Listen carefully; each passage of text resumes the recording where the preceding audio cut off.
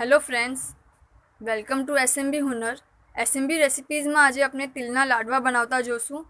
બચ્ચાઓને bed વેટિંગનો problem હોય તો તિલ ખરાવા જોવે. અગર આપણે એને લાડવા બનાવીને આપે તો એ શોખથી ખાશે. ઘણું જ ઇઝી છે બનાવવું અને આપણે સ્ટોર બી કરી શકીએ છીએ. ઘણા ટેસ્ટી બને છે અને ઘરમાં સગલાને જ પસંદ આવશે, સગલા જ ખાઈ શકે છે. શું જોશે? ફક્ત 2 ઇન્ગ્રીડિયન્ટ્સ છે. 1/2 kg વ્હાઈટ તિલ જોશે અને 5 કિલો ગોળ. તિલને આપણે ધોઈને સુકાવી લેશું. થાળમાં પસરાવી દો યા પંખાના નીચે મૂકી દો, યા અગર ધૂપ હોય ઘરમાં તો ધૂપમાં સુકાવી શકીએ છીએ. જેમ બી એમ હાર્ડ એન્ડ ફાસ્ટ નથી કે ધૂપમાં સુકાવા જોવે.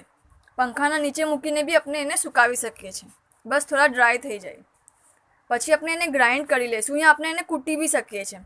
ગ્રાઇન્ડ મીન્સ એનું પેસ્ટ નથી બનાવવાનું, બસ થોડાક એ તૂટી જાય, બ્રેક થઈ જાય, બસ એટલું જ. 5 સેકન્ડમાં એને બંધ કરી દેવાનું. અને ગોળને પછી આપણે એકદમ છૂંડો કરી લઈશું, એકદમ જ એને આ કરી નાખશું કે જરા બી એમાં લમ્પ્સ ના રહી જાય, ગઠ્ઠા ના રહી જાય. ખાસ ધ્યાન રાખજો, આપણે જરા બી પાણી યુઝ નહીં કરીએ આ બનાવવામાં. પાણી જરા બી યુઝ નહીં કરીએ. આખો ગોળને બી આપણે એને આખો છૂંડો કરી નાખશું, છુરીથી યા જેનાથી બી આપણે ઇઝી રહે. પછી તેલમાં ગોળને નાખતા જાઓ અને હિલાવતા જાઓ. આપના ટેસ્ટના હિસાબથી અગર આપને વધારે મીઠું જોતું હોય, વધારે સ્વીટ જોતું હોય તો વધારે ગોળ લો, યા કમ ગોળ બી લઈ શકો છો. પછી એને